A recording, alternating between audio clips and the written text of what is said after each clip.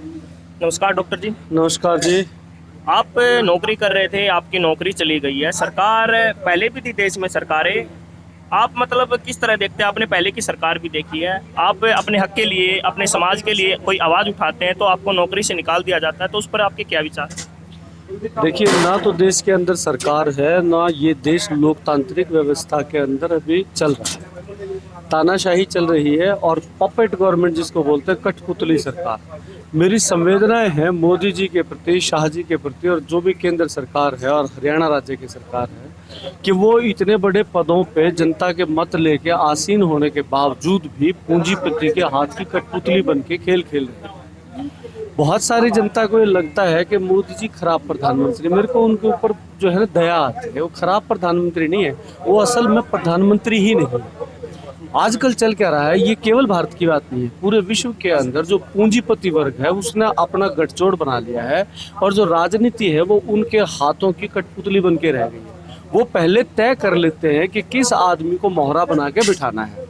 अगर मौजूदा बड़े आंदोलन की बात करें, किसान आंदोलन की, तो इसके अंदर आप देख रहे हैं कि कितने लोग मर रहे हैं, कितनी जो है लोग सड़कों के ऊपर बैठे हुए हैं, महामारी फैली हुई है, लेकिन इन लोगों के मुंह से एक उफ तक नहीं निकल रहा है। कारण क्या है कि पूंजीपति इनको बोलने नहीं दे रहा है। अदरवाइज एक भारत का आदमी भारत के लोगों के प्रति इतना असंवेदनशील नहीं हो सकता है। आप हिसार का कांड ले लीजिए, मुख्यमंत्री उद्घाटन करने आता है और वहां पे लाठीचार्ज हो जाता है। मैं एक सवाल आपके चैनल के माध्यम से लोगों से पूछना चाहता हूँ। हरियाणा के लोग हैं, हरियाणा की संस्कृति जानते हैं।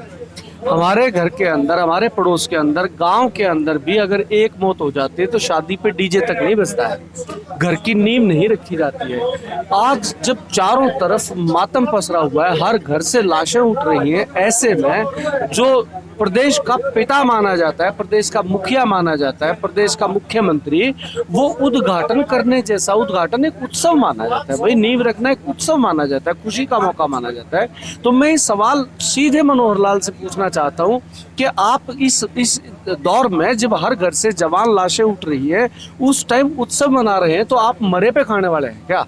ये सवाल जो है मुझे पहले दिन से। मनोहर लाल खट्टर जींद में भी आए थे, हर डिस्ट्रिक्ट में दौरा कर रहे हैं अस्पताल को लेकर। जींद में उन्होंने दौरा किया था सरकारी अस्पताल का। उस दौरान एक सोशल मीडिया पे वीडियो वायरल थी कि मनोहर लाल खट्टर अंदर हैं, लेकिन मरीज, कोरोना के जो संक्रमित मरीज है वो बाहर है, उनको रास्ता नहीं दिया जा रहा, अंदर नहीं जाने दिया जा रहा। ये जो स्पेशल जो ट्रीटमेंट है ना ब्यूरोक्रेसी का या फिर राजनेताओं का, ये इतना इनसेंसिटिव ढंग से निभाया जाता है कि आप आज नहीं, इस सरकार में नहीं, पहले से देख लो। जब कोई चीफ गेस्ट वहां से आता है तो रोड बंद कर दिया जाता है। रोड पे डिलीवरी के केस हुए, छोटे बच्चों की मौत हुई है।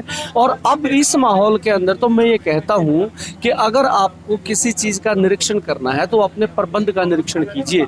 और प्रबंध का निरीक्षण जो है कोई मुख्यमंत्री या कोई प्रधानमंत्री को करने की जरूरत नहीं होती है, अगर उनका प्रशासनिक अमला इतना सुदृढ़ है। असल तो आप देखिए, प्रशासन भी जो है कठपुतली की तरह काम कर रहा है, इवन डॉक्टर कठपुतली की तरह काम कर रहे हैं। मैं बायोलॉजी के फील्ड से हूँ, मेरे जो साथ पढ़े हुए लोग हैं उसमें 90% डॉक्टर बने हुए हैं। मैं उनसे पूछता हूँ कि यार, जब WHO ने कुछ दवाइयों को प्रतिबंधित कर दिया, वो भारत के अंदर चल क्यों रही है? तो उनका एक ही जवाब होता है कि हमें किसी और दवाई को ना देने की स्ट्रिक्ट जो है आदेश दिए गए हैं कि जो दवाई कही जाए वो दवाई देते रहो।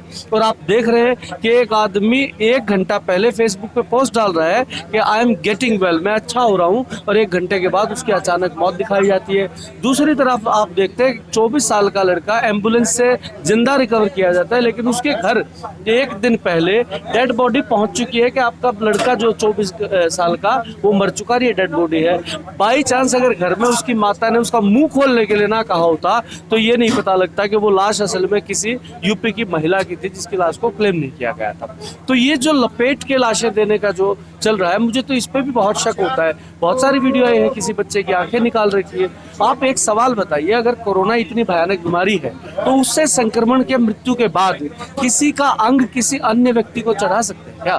नहीं चढ़ा सकते। तो फिर उन लोगों की किडनी, किसी के लीवर, किसी की आंखें ये निकली हुई हमारे सामने प्रत्यक्ष वीडियो दिखाई दे रही है। तो ये क्या खेल चल रहा है? तो मुझे लगता है कि हर फ्रंट के ऊपर जो जिसको लोग कॉन्स्पिरेसी थ्योरी कहते हैं ना, षड्यंत्र की का सिद्धांत कहते हैं, वो असल में सिद्धांत भर नहीं है, वो षड्यंत्र हमें सड़कों पे, अस्पतालों में दिख रहा है। एक सवाल और मैं आपके चैनल से सरकार से पूछना चाहता हूँ कि जहां आप अभी शमशानों की बात, मेरे से पूर्व वक्ता से आप बात कर रहे थे कि शमशानों का प्रबंध कर दिया, अगर शमशानों का प्रबंध हो जाता तो हजारों की संख्या में क्या गंगा के किनारे लाशें मिलती जिनको कुत्ते नोच रहे होते? वही मैं आपकी बात को ये रोकता हूँ, गंगा के किनारे लाशें मिलती हैं, लेकिन जो बॉलीवुड एक्टर है कंगना रनावत है, वो उसको दूसरे देश की तस्वीर बताती है। देखिए, कंगना रनावत पे मैं कोई टिप्पणी नहीं करता क्योंकि वो मेरी टिप्पणी के लायक भी नहीं है। ठीक है, इन लोगों का कुछ नहीं कहा जा सकता क्योंकि ये आज किस थाली के बैंगन है, कल किस थाली के बैंगन है, तो मैं उस पर वैसे भी महिला है तो महिलाओं पर मैं टिप्पणी करने से बचता हूँ। मैं इतना बता देता हूँ कि बहुत सारे लीडिंग पत्रकार खुद गंगा किनारे जाके उन्होंने लाइव किया है और वहाँ पे लाशें दिखाई है और गिनती कराई है उनकी। वो गंगा का किनारा हम सब भी देख चुके हैं, वहाँ पे बहुत सारे साथी खुद पहुँच रहे हैं, वहाँ पे लाशें जो है मिट्टी से ढकते हुए सरकारी लोग दिखाए गए हैं। तो वो अगर पहले की है या किसी फिल्म की है तो हमें बताएं कि किस फिल्म के अंदर गंगा के किनारे इतनी लाशें दिखाई गई थी। तो ये तो भ्रामक प्रचार होता है, सच्चाई जो है उससे मुंह नहीं मोड़ सकते। मैं आपको इसके ऊपर भी एक टिप्पणी देना चाहता हूं कि जहां शमशानों के अंदर जलती हुई लाशों के लाइव वीडियो किए जा रहे हैं, आप देखिए, आप भी हरियाणा से रहने वाले हैं, मैं भी हरियाणा से रहने वाले हूँ। हमारे यहाँ जब अंत्येष्टि होती है तो महिलाएं और छोटे बच्चे अंत्येष्टि के अंदर, अंतिम क्रिया के अंदर जब उसको मुखाग्नि दी जाती है तो वहां पे जाते हैं, शमशान में प्रवेश नहीं करते हैं। इसका कारण ये नहीं कि महिलाओं को जो जानबूझ के रोका जाता है, इसलिए कि वो जो है वो कमजोर हृदय की होती है, उनके हृदय में प्रेम वात्सल्य ज्यादा होता है। तो कोई कैजुअलिटी वहीं पे ना हो जाए, कोई महिला की उस हृदय विदारक दृश्य को देख के मौत ना हो जाए। लेकिन ऐसे के बीच में सरकारी मीडिया को वहां घुसा के लाशों को घंटों तक जलने का लाइव करते रहना और दूसरी तरफ जो है लोगों को मरते हुए दिखाना, तड़पते हुए दिखाना, मुझे ऐसा लगता है कि भय का राज स्थापित किया जा रहा है। और मैं बायोलॉजिस्ट होने के नाते ये भी कह सकता हूँ, मौतें हो रही हैं, कोरोना के नाम पे हो रही हैं, लेकिन एक शब्द होता है पैनिक अटैक। जब आदमी अचानक, आप आराम से चल रहे हैं इस सड़क पे, आपको कभी नहीं लगता कि शेर आ जाएगा, लेकिन अचानक आपको दिखे कि शेर आ गया है तो आप कई बार, जिसको आप हरियाणा में कहते हैं अबका का आग्रह ना, वो उससे मर जाते हैं। उसके अंदर होता क्या है, या तो आपका हार्ट कोलैप्स होगा या आपका जो है श्वसन तंत्र जो है वो कोलैप्स हो जाएगा। आप देख लीजिए, कोरोना के अंदर दो ही तरीके से मौत हो रही है, या तो ऑक्सीजन की कमी से दम घुटने के कारण या हार्ट अटैक की वजह से। तो ये पैनिक अटैक के वो हैं, चिन्ह हैं।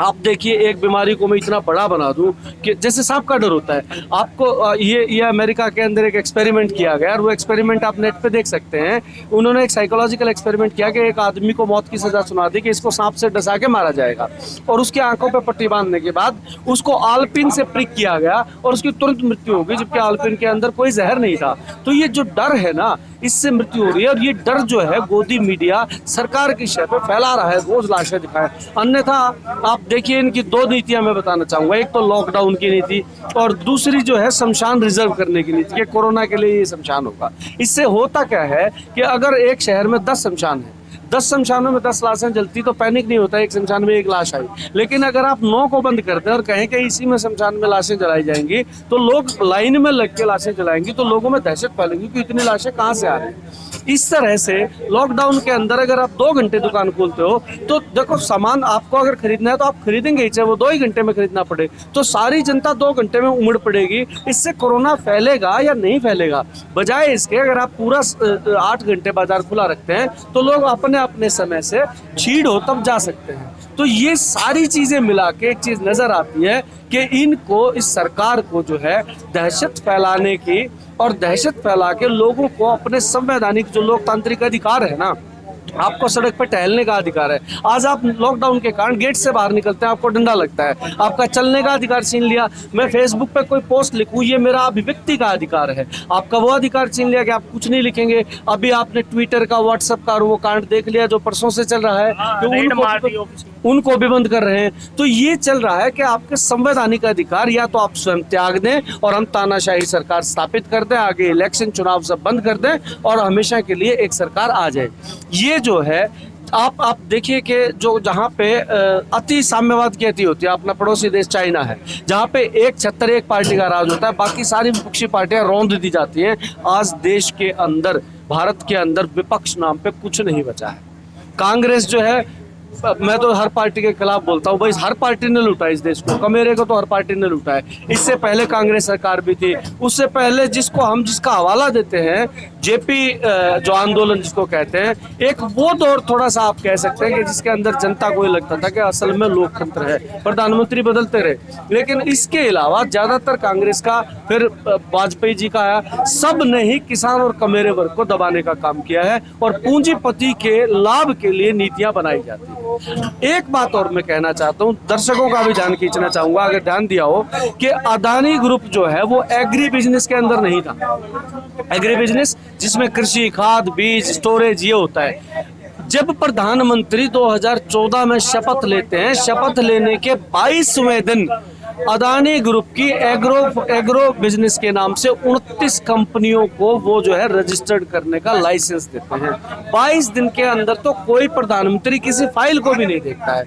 और उस टाइम पे कृषि कानून नहीं थे, कृषि कानून आते हैं 2020 के अंदर, सितंबर में वो लागू होते हैं, कानून बनते हैं, जून के अंदर बिल आता है।